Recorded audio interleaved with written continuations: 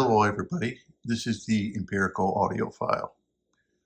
Just the other day I was watching OMA, the Fleetwood story, and he explains in his videos, which I think are very good videos, very informative. He used to be a movie producer, and then he started the company OMA, and he makes very good speakers. He makes like two line of speakers. The Fleetwood being the less expensive of the two lines. And even the Fleetwood, for that matter, is not a very inexpensive speaker in and of itself. The different brands he uses, basically all his brands are basically horn-loaded speakers using the best drivers that he can get to put in them. Like, for example, this LTEC, the compression driver that's in that horn, came around probably in the 1930s to 40s. It's that old of technology. And OMA does the same thing. Well, one thing he does explain in his videos, by the way, is he has reference systems, and he shows you them. They're old systems that were taken out of theaters. And these systems can be from the 1930s. It could be RCA, they could be LTEC, they could be Western Electric. And these old systems he pulled out of theaters and saved the speakers and as much of the amps he could save from these theaters until they finally changed over and got rid of the tube equipment and their horns and everything else because of solid state. That makes sense. But instead of letting this stuff just go in the trash, he tried to get as much of it as he could. But one thing he does state, OMA, he does state that he uses these old systems, the RCA and LTECs and everything, for a reference. Now, I haven't heard any bad reviews of anything he's ever done as far as his turntables, his speakers, or anything, because he does them professionally too. For museums and everything, he does speakers, but for the audiophile, supposedly he makes very good equipment, very expensive, and very good sounding. But it's all based and tuned off of these old theater speakers of different brands and how they sounded and their drivers. And he explains that, their compression drivers of what they used. And it's really something if you think about it. Now, he kind of believes that in today's market, we still haven't achieved nirvana, if you want to say, of our systems. And if you look at what you're looking at now, like these old LTECs, these are old LTECs, voice of the theaters. And the only difference between these and the theater speakers are they are placed in a nice cabinetry for the home, to enhance the viewing pleasure of looking at them versus the big, huge gray cabinets that were put in theaters. It's the same 15-inch woofer, same horns.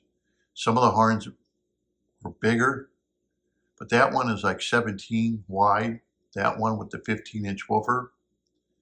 And these have been around since the 70s. And they kind of went out of favor in the 70s because, as I've said in other videos, receivers were coming out and they were getting more and more power. Now, OMA says you don't need all that power when you have very efficient speakers. And of course, Klipsch was another person who believed in that. If you have very efficient speakers, you don't need all that power. But that was the time back in the 70s when very powerful receivers were being built because the speakers became less and less efficient, and horn speakers, such as what you're looking at, pretty much went out of style. And it's only because as newer speakers came around, people didn't like the presentation of the horn speakers, and they liked the presentation of the newer speakers that were being made out there. And I've said in other previous videos that there's no reason why horn speakers start getting a bum rap. However, not everybody fell for it. And OMA was a person who used to be a movie producer, and apparently he didn't fall for the garbage either that they spilled out about horn speakers, and never gave them really that great of a review. And you had a cabinetry that were, that's made out of stone, and had to be so braced that for resonating frequencies and stuff. But none of that was thought about back in the 1930s and 40s when they made theater speakers, as you see here. And the thing about it is the distortion level of these is extremely low. These are only about 97.5, I think, dB efficient. No, they weren't in the same category as efficiency as Eclipse, which is maybe 102 to 105 dB efficient. But it doesn't take very much juice to really get them loud. In fact, the speakers you are looking at here, the LTECs, they were the very first speakers to be used to really reproduce loud music.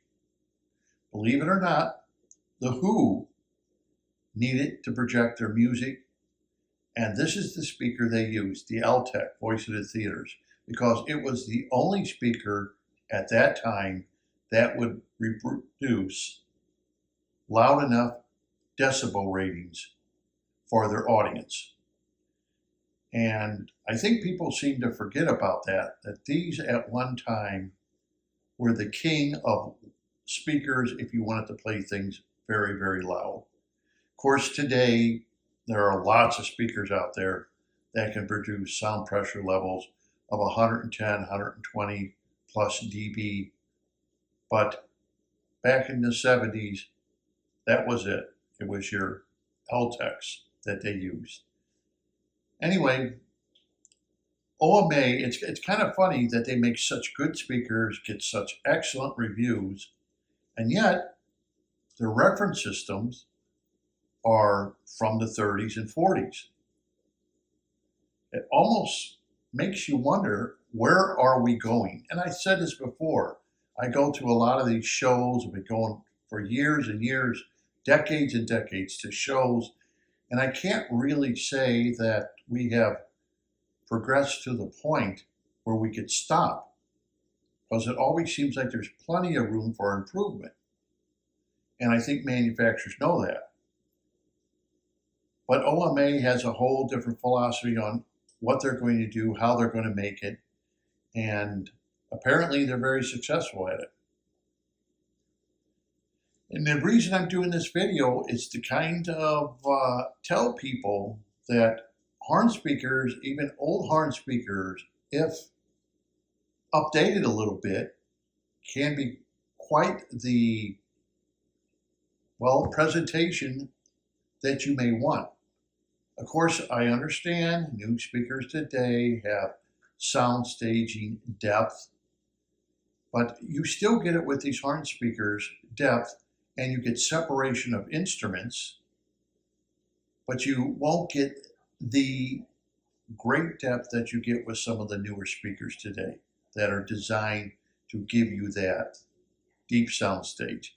The way you got to look at it as the system you're looking at now will play music like you're at a nightclub, that you're sitting in the first or second row of a nightclub, and it will sound just like that, versus a system that they make today that's going to sound like you're out in the audience, maybe 10 rows or 20 rows away from what you're watching. So it depends on the sound staging of what you want. Now, as far as human voice reproduction, that is where speakers really start failing except when it comes to horn speakers. Now I understand why OMA uses horns, because horn speakers can reproduce the human voice, I think, in my opinion, better than any speaker I have ever heard. It's just unmatched for realism of the human voice. It seems like no matter how hard manufacturers try, making the human voice sound human is very hard, except for horn speakers.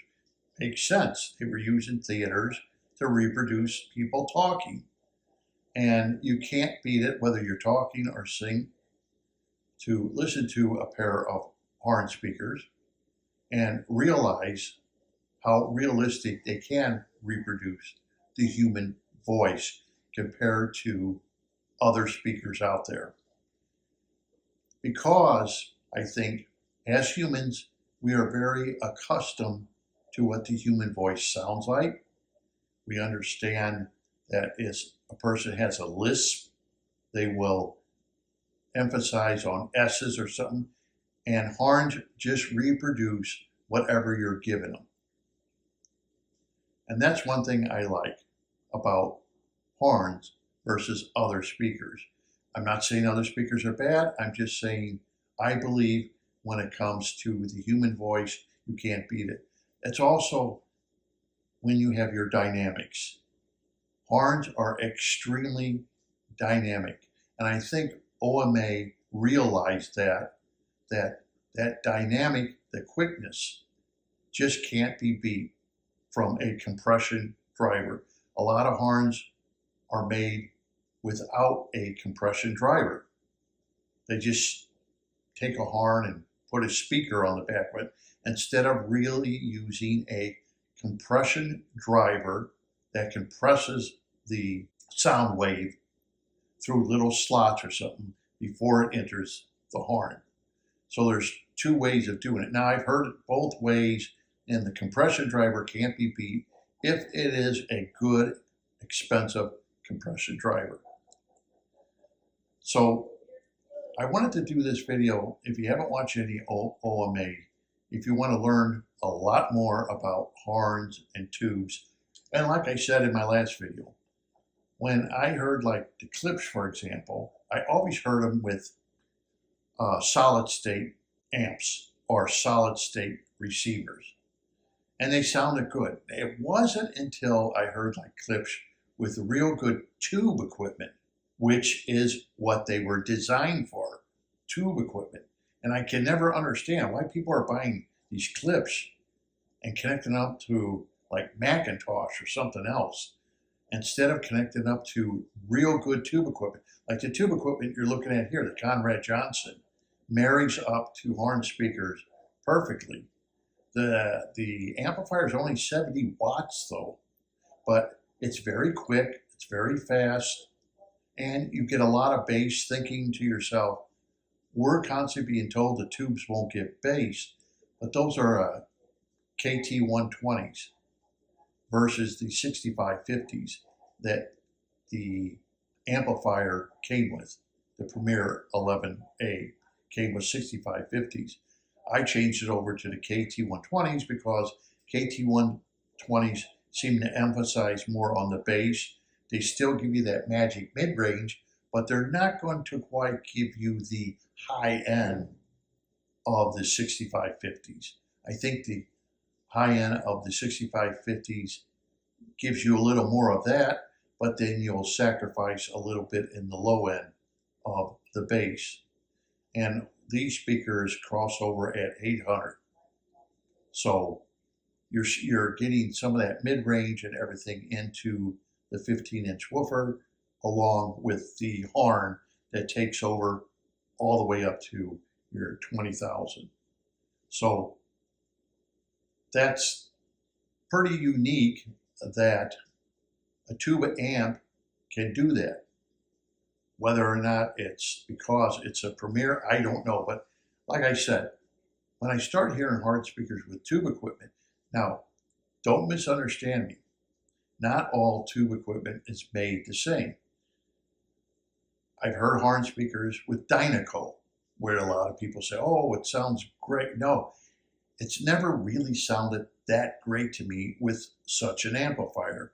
It's a good amplifier, Dynaco, but it is what it is. It was not, it was the middle of the road, as I always say. It's a middle of the road amplifier, tube amplifier.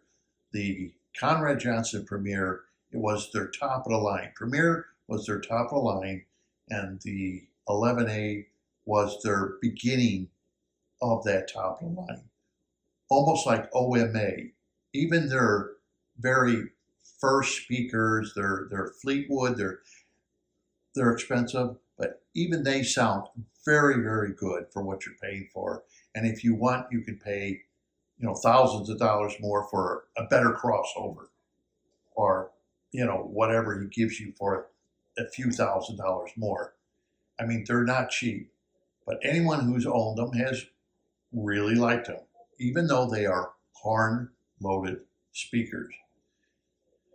So it's something that I think that Klipsch people, if you have a Klipsch, and I'm only bringing up Klipsch because there's lots of horns out there from Germany, France, that are very good.